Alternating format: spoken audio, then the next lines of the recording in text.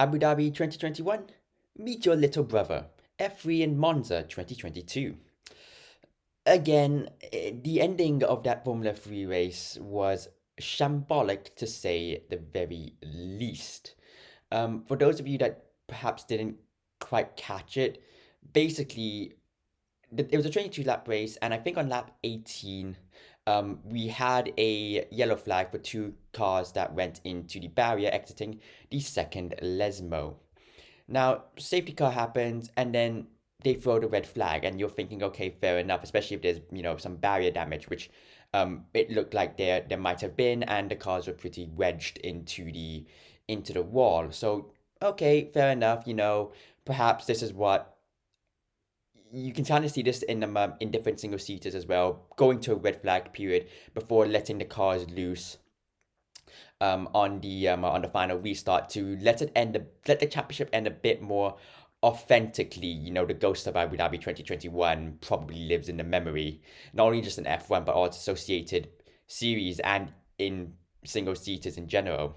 I would like to say, but then no, they call a red flag, and then they end the race there and then, which is already pretty anticlimactic enough. But what made it even more, what probably changed it from being anticlimactic to being shambolic was the amount of 5-second penalties the stewards then had to apply, one of which included Victor Martins, the championship leader and the favorite to win. Indeed, had the race been called there and then and there had been no penalties, Martins would have won it quite easily as it stood. However, due to the fact that they had a 5-second penalty for him and also for other drivers, one of which included fourth place William Alatalo, who was the driver right behind Martins, who was in third.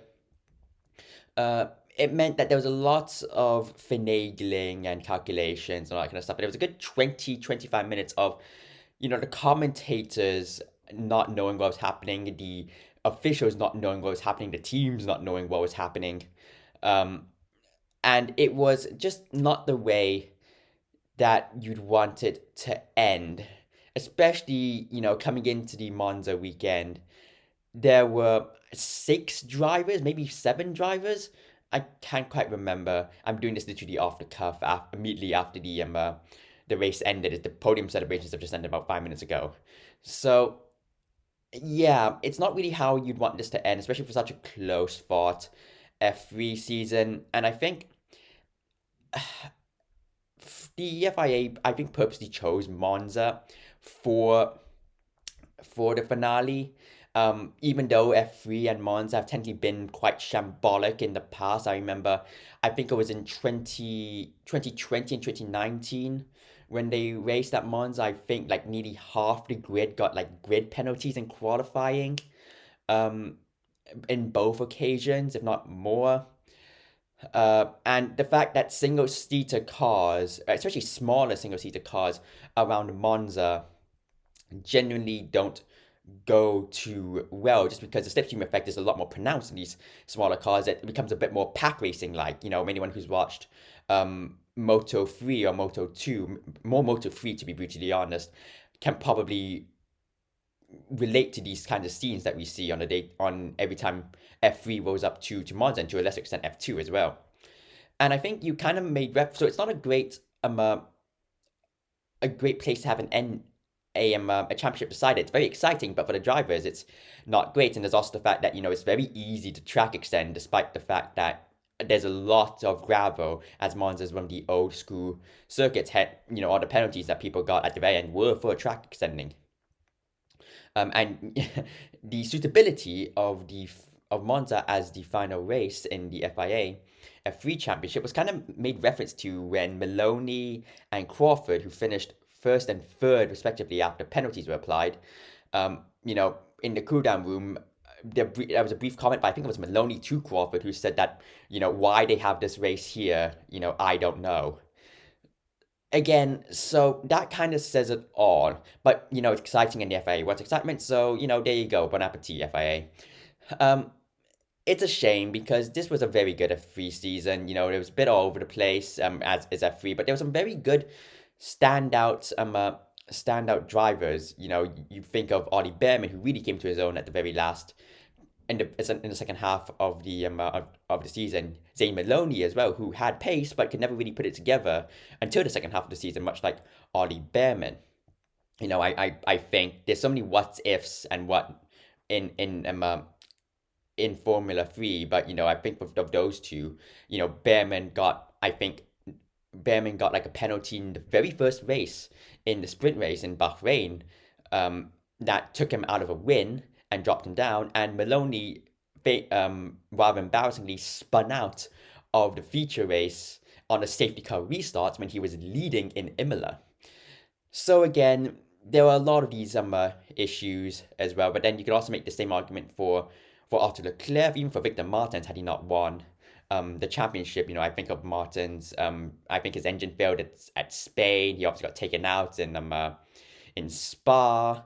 So there's a lot of ifs and buts. But regardless, yeah, there has to be a couple of questions regarding Monza's suitability for the final race of the season. Again, it's very, very, very exciting. The Slipstream Fest is always good to watch.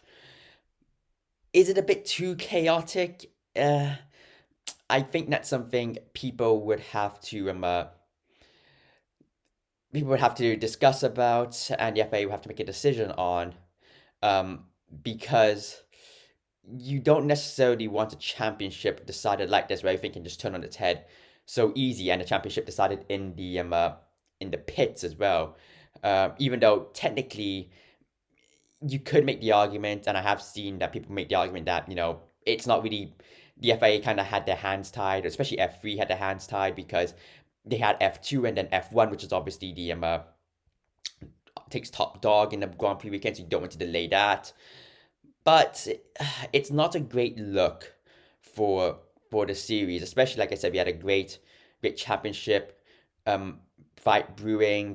We had Martins sitting back in third, and then Maloney and Behrman doing literally everything they could to try and put themselves in the best position, because both Maloney and Behrman were probably in top position coming into the weekend, at least one of the top positions coming into the weekend, purely based off form, because they had been absolutely incredible. I think Maloney has won, including Monza. Maloney has won the last three feature races, and I think Behrman's been on the podium in nearly every round since Spa, if I'm not mistaken. So again, it's a shame that it ended like this, but hey yo, it is what it is, unfortunately.